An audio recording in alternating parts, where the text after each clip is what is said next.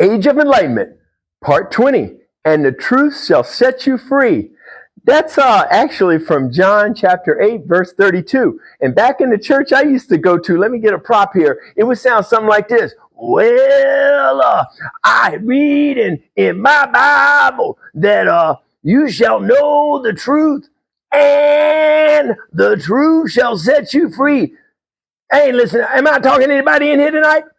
And I know that in addition to the red letters, because it's in the red letters, it's written twice. Truth is written twice. That means it's important. So,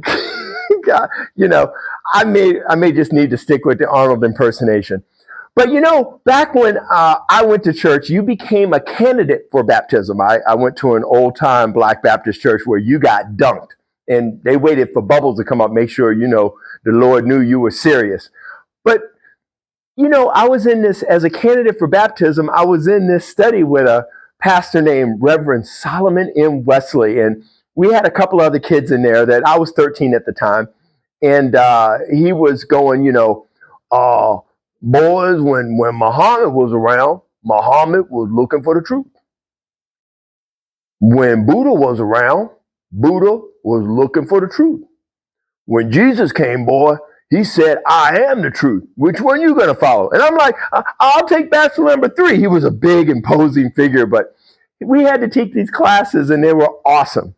And I don't think anybody who was a candidate for baptism ever got denied baptism, but you had to go through these courses before you could actually get baptized. And the baptisms were done by the minister. So, Solomon Wesley dunked me, and I think he did wait for bubbles. I was down there quite a while, so he must have thought I needed a little extra time. And after seeing this post, you may think, hey, he should have held me down a little bit longer. But, it's just been a great week. It started off with the whole man from Maryland. They found him. He's alive. Oh, Lord, I've been praying for that man, and I'm so glad that he's alive.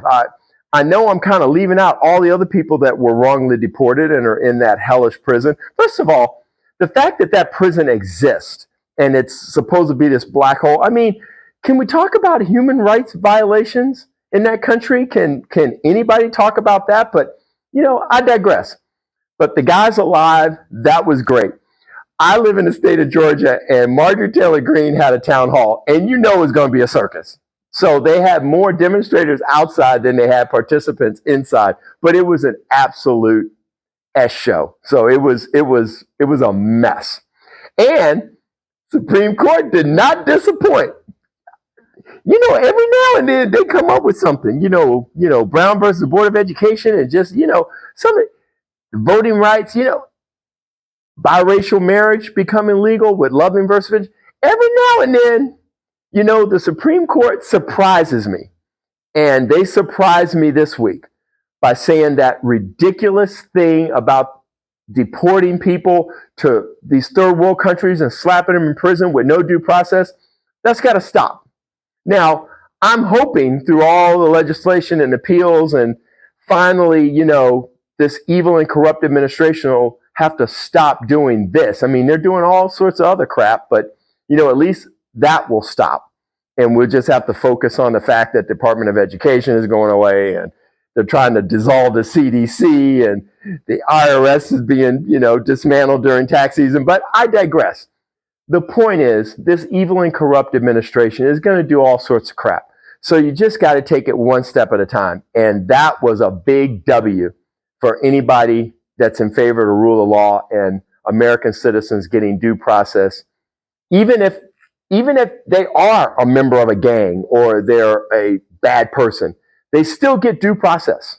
So they still get to go to court, plead their case. If people have all this evidence against them, let's put that up.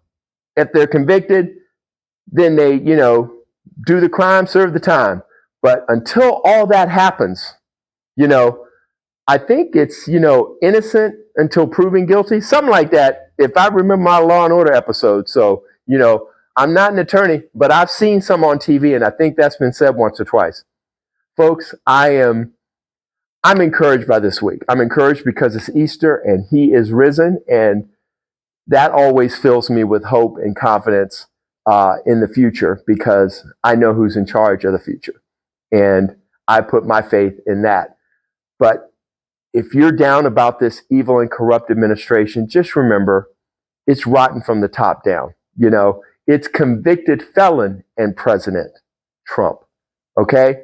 And then all the knuckleheads kind of fall into place. But don't worry.